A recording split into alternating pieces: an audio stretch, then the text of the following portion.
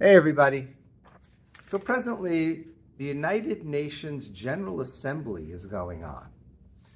And we know that a big part of this yearly event that takes place every September in New York is it becomes an Israel bash fest. That's what it is. It has been for many, many years, and this year more probably than any previous year, thanks to the events that have gone on in Gaza and presently what's happening in Lebanon as well. And the bottom line, as we all know, as we've been reading the last few weeks, Israel's had a tremendous amount of success wiping out a good chunk of Hezbollah. The pagers that went off, followed by the walkie-talkies the next day. They're taking out so many of their leaders. They're taking out so many of their bombs and munitions. Israel is really taking care of business. And of course, the only thing that the world could focus on is they're worried about the escalation of war, and it could be a regional conflict. I mean, what exactly did they expect Israel to do? Everyone knew Hezbollah was gathering all these munitions. Everyone knows what they stood for, just like Hamas. They made no bones about what they wanted to do with that. They wanted to wipe out Israel. So what, we had to wait for all of them? They weren't planning on selling these bombs on eBay. And so why wait for tragedy to strike in Israel? Take care of business when they needed to, which is what they do. But of course, Israel's always at fault.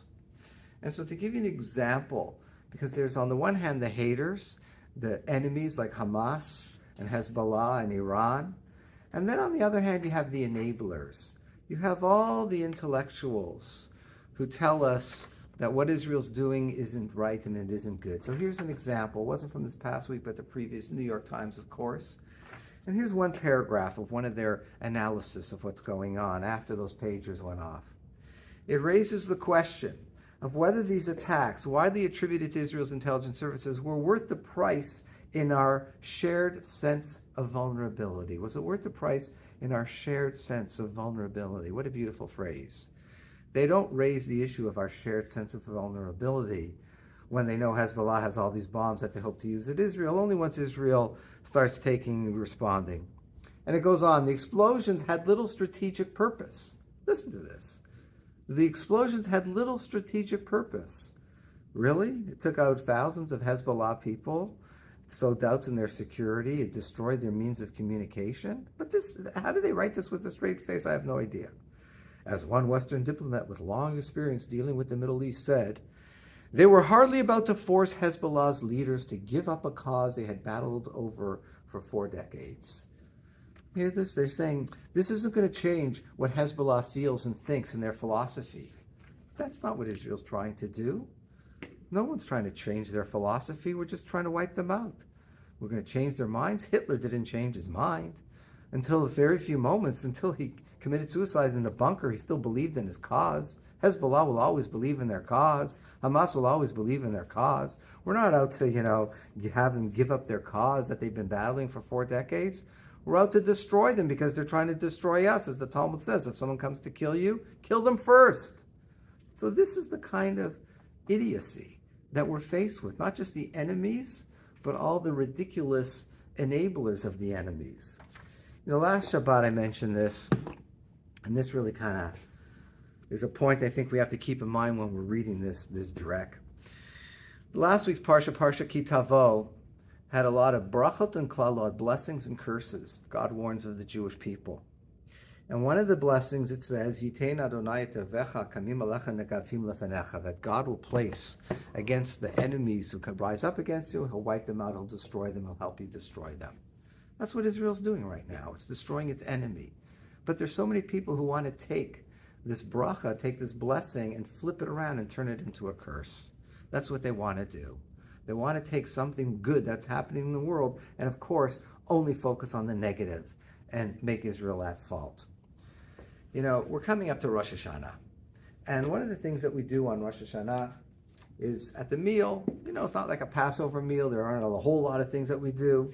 But if you look in your machzor, there's a thing called the significant omens, simanei milta.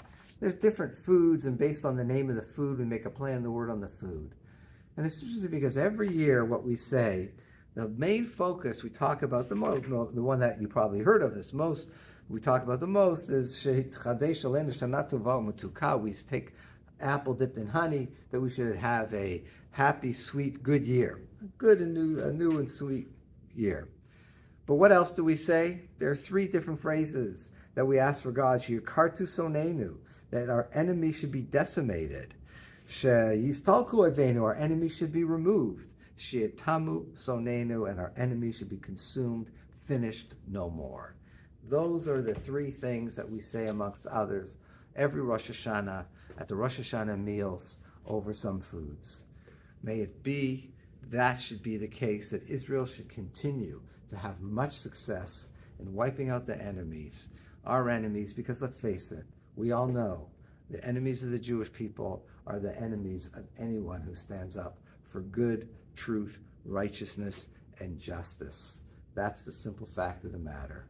So please God, it should be a peaceful year, because that's ultimately what we do want. We want the world to recognize and appreciate what we have to offer them.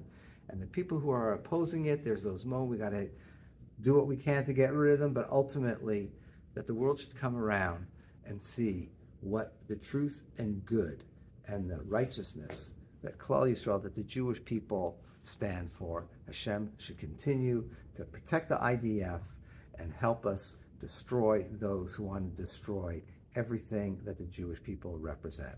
Have a good Shabbat. Shana Tova.